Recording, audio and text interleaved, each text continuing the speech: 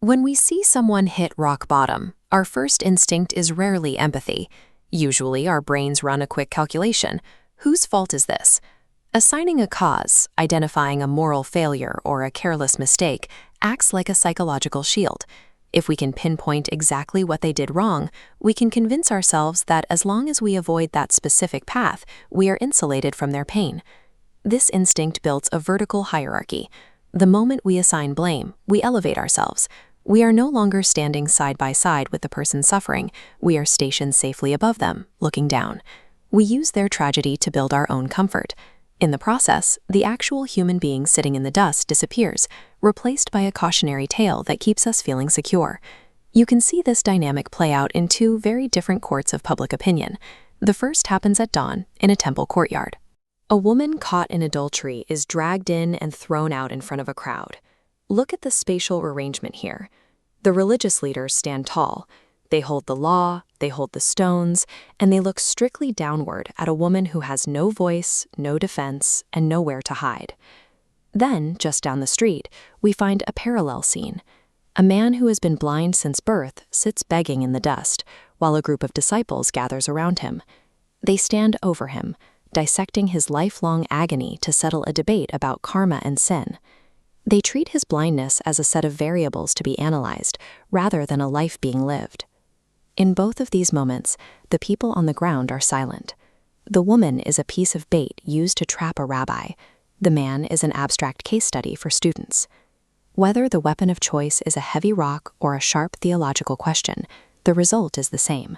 The vertical posture of the accuser strips away the humanity of the person on the floor.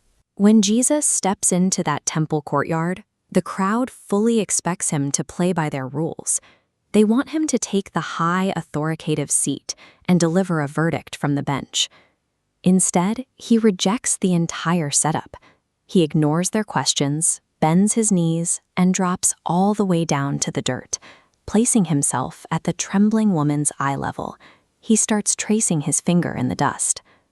The profound silence and his willingness to sit in the dirt beside the accused breaks the vertical power dynamic in the room. Stripped of their high ground, the accusers are suddenly forced to examine their own flaws. One by one, from the oldest to the youngest, they drop their stones and walk away. Jesus acknowledges the reality of the offense, but by surrendering his position of physical elevation, he disarms the mechanics of condemnation. We see this same law of physics applied to the man born blind. The disciples are locked in a debate about whose past failure earned this man on the pavement. Jesus refuses to answer them from a standing position. He shuts down the debate and once again lowers himself to the ground. He spits into the dust. He mixes it with his hands. He gets messy. He touches the raw, physical reality of the man's suffering, pressing heavy mud directly onto his unseeing eyes. This action redirects the focus. It stops the search backward for a past fault and declares that this man's life is a canvas where God's glory will be displayed. Divine authority is demonstrated by getting dirty and meeting the sufferer exactly where they are. Notice the kinetic result of these two encounters.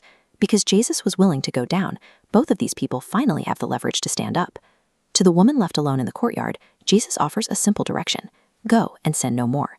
He returns her agency and points her toward a future. To the man with mud on his face, Jesus gives an assignment: walk to the pool of Siloam. He transitions from a static object sitting by the road into an active participant navigating the city. When he returns with his sight restored, he is no longer an object of study. He is standing upright, confidently telling his neighbors exactly what happened to him. The descent of grace provides the necessary leverage for broken people to stand back up on their own 2 feet. Jesus calls himself the light of the world.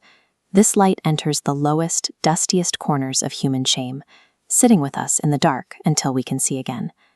This is a light willing to enter the deepest, lowest darkness alongside us.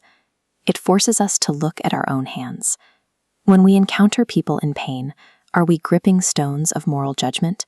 Are we offering cold, analytical diagnoses from a safe distance? True restoration never begins from a pedestal. It begins when we are willing to bend our knees and meet people in the dirt.